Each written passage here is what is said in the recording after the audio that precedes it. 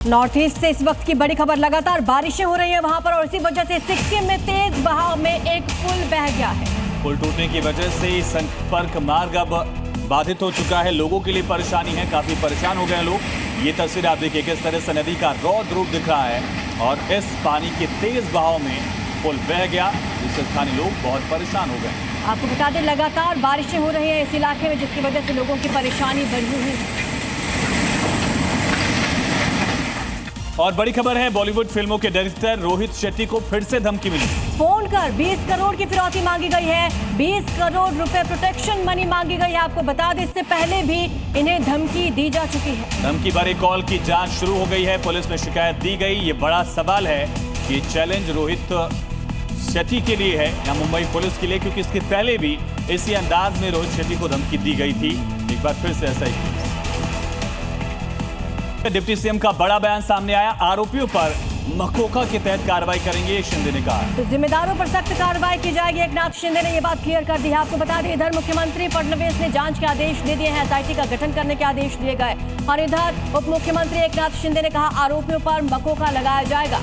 तो organise crime की तरह इसको ट्रीट किया जाएगा। मकोका का इस्तेमाल तब किया जाता है जब संगठित अपराध का कोई मामला हो, और इसी तरह से इस पूरे केस को ट्रीट करेंगे, ये उप मुख्यमंत्री शिंदे ने कहा है।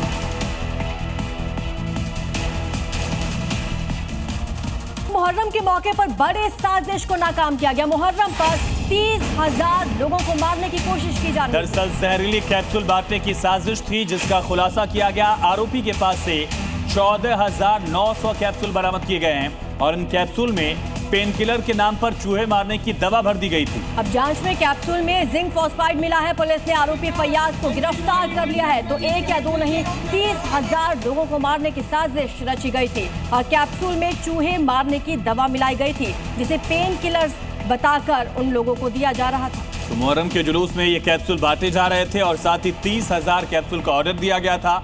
यानी 30,000 लोगों को मारने का ये बहुत बड़ा प्लान था, जिसको पुलिस ने नाकाम कर दिया है। पेन किलर के बहाने मौत बांटने का पूरा भांडाफोड़ किया गया साजिश का। तो ये साजिश रची गई थी महाराष्ट्र के मुंबई में। फिलहाल आरोपी को गिरफ्तार कर लिया गया है। उससे पूछताछ की जा रही है कि उसके साथ इसमें और कौन कौन शामिल था। मुंबई पुलिस की अलर्टनेस, होशियारी और मेहनत की वजह से ये उसकी साजिश बिल्कुल भी कामयाब नहीं हो पाई और एकदम शुरुआत में ही उसको डिटेक्ट कर लिया गया, उसको ट्रेस कर लिया गया और उसको वहाँ से निकाल दिया गया। अन्यथा एक बहुत बड़ा त्रासदी, एक बहुत बड़ी ट्रेजेडी हो सकती थी।